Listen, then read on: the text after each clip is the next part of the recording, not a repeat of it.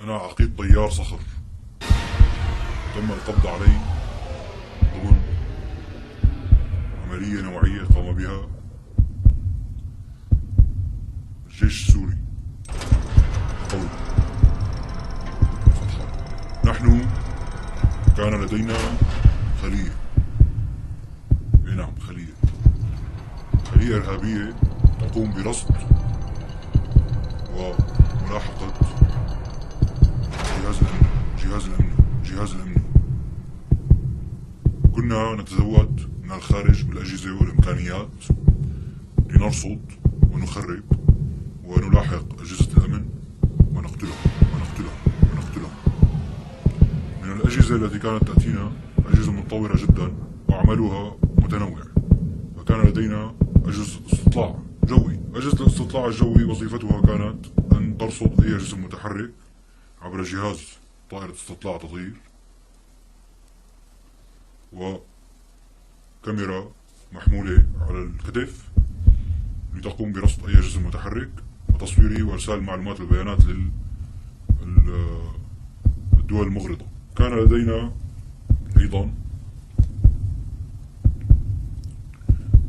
أيضا أجهزة متطورة تقوم بالاتصال الفضائي ومزودة بشواحن لاسلكية وسلكية وأخرى ويرليس هي نفسها اللاسلكية. وكنا نقوم بالتراسل مع الجهات الخارجية للتنسيق معها وأخذ الأوامر مباشرة منها. فكان لدي جهازي الخاص. لقد قامت الدول الأجنبية المتآمرة على الوطن وقادة الوطن بتزويدنا بأسلحة متطورة جدا تقوم برصد ونيشان وقصف وضرب وتدمير الهدف عبر الليزر. وأيضا كان لدينا أجهزة موبايل حديثة تقوم بالتصوير في الحالات التي لا يمكن بها رفع كاميرا كبيرة، وهذه الأجهزة مزودة بخطوط أجنبية عليها إنترنت. ونظرا لكميات البيانات التي نقوم بتسجيلها يوميا كنا نستخدم أجهزة تخزين خاصة تستوعب أحجام كبيرة.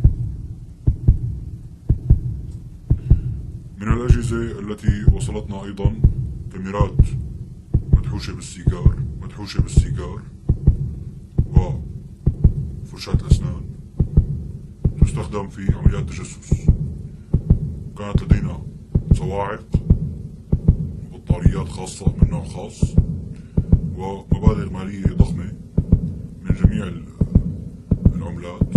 في عملات مناعة شوي ما بعمرنا سمعنا فيها.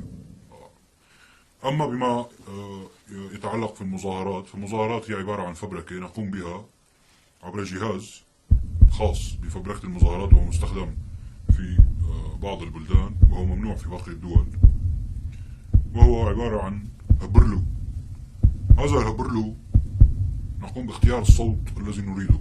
فإن كنا نريد أن نقوم بمظاهرة حرائر فنضعه على زر الحرائر فيصدر منه صوت الهتيف بصوت الأنثى. نعم. أما إذا كانت المظاهرة مدرسية وطلابية فنقوم بوضعه على وضع الأولاد الصغار فيصدر منه صوت أولاد صغار. وهناك النوع الآخر اللي هو ذكر. هذا صوت ذكر أو غيره هو كان شخص واحد يقوم بالمظاهرة وآخر يصور هنا وهناك الناس المارة في الطريق والذين يسيرون في الحياة الطبيعية ويقول أنهم متظاهرين، ثم تظهر في الصورة بعض اللافتات التي نفبركها ثم نضع الصوت المخلوق في هبرلو وتظهر المظاهرة كما نريدها. طبعا هذه مظاهرات حتى لا ننكشف فنحن لا نسجلها مسبقا وإنما تكون على الأرض، يعني مثل ما بدنا، يعني نحن مثل ما بيجينا أوامر. هناك أجهزة حديثة أيضا وهي أجهزة تنصت وأجهزة تجسس، وهي عبارة عن سيارات لاسلكي ومسجلات وديفيديات وحي الله غرض بعشورة وهيك شغلات يعني. وطبعا هناك عملات معدنية مزورة نقوم بشراء فيها الحاجيات من السوق والمواطن البسيط البريء الذي لا يدري. لقد قمنا على مر 12 شهرا الماضي بملاحقة العديد من الشخصيات التي كانت تصلنا صورهم، وتبقى لنا شخصية واحدة لم نجدها وصورته موجودة، ونحن كنا قبل أن يقبض علينا الجيش بالبحث عنه. وصراحة ما أكل، يعني لم ما فاتوا، ما أجوا، يعني لم.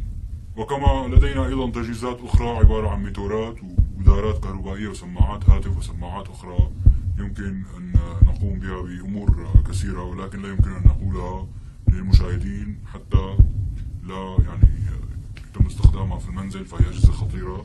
يعني في عنا كان ميتورات ألعاب صغار، وعنا سماعة تليفون مكسورة كنا نطلع منها السماعة نحتفظ فيها، يعني شلون؟ ولذلك نحن وعلى إثر عملية المراسلة بيننا وبين الأقمار الصناعية والأجهزة الحديثة التي لا تخترق، قام الجيش الباسل باختراقنا ومن ثم تتبع الإشارة ورصدها، وبعدين هو يعني دخل مع الإشارة، تداخلت الموجات فأرسل إشارة كاذبة إلى الإشارة التي مع الإشارة التي كانت ذاهبة، فذهبت الإشارتان معا، ولكن الإشارة الكاذبة اللي هي صادقة تبع الجيش تبعنا ولكن هي إشارتنا الكاذبة، وذهبوا سوا فعادوا من المصدر ولكن يحملون المصدر. يعني هو الموضوع شوي معقد يعني تقنيا، ولكن هو يعني ذكاء خارق من هون يعني السلطات القوية يعني تبع، عرفت شلون؟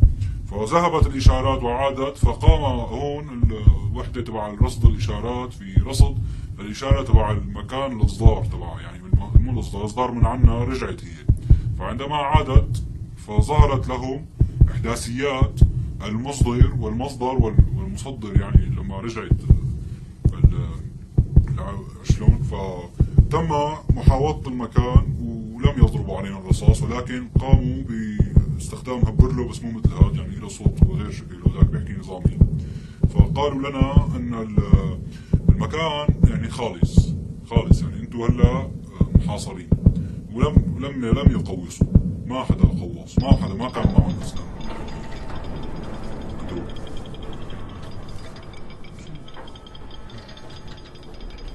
يعني لم يقوصوا لم يقوصوا يا أخي، ودخلوا فنحن كله ارتفع. هن يعني لم يقوصوا، لا هن يعني حاوطوا فلم يقوصوا، ولكن قالوا لنا انه فلم يقوصوا هن، فلكن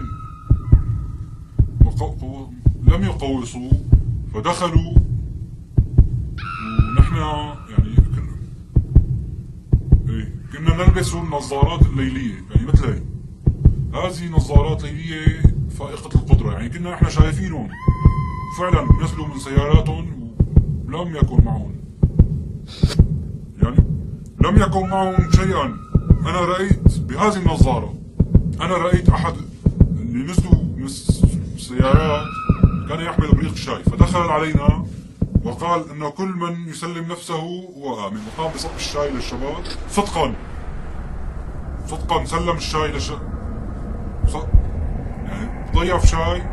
عندما دخلوا معهم اغراض، يعني ما معهم شيء، كانوا انا رأوا انني كنت شاهدهم بالنظارة، وهذه النظارة تبث مباشرة، فعندها كانوا قد خلقوا قبة، القبة هذه منعت التراسل، فأنا لم أعد أستلم تعليمات، فقلت خلص يعني هاي الدولة أخي، هاي الدولة خلص يعني ما لا يمكن يعني إن السلطة هي أخي ما أخي خلاص، هاي الأجهزة خذوها وهي الأموال خذوها وهي في دلوها، وأنا بحيي سيادة ما عملوا لي شيء، ما في تهديد، ما والله يا سيدي آخر مرة أنا مغرر بي يا سيدي، أنا ما استخدم، لا يمكنني الأجهزة وهي رهن تصرفكم. نحن وين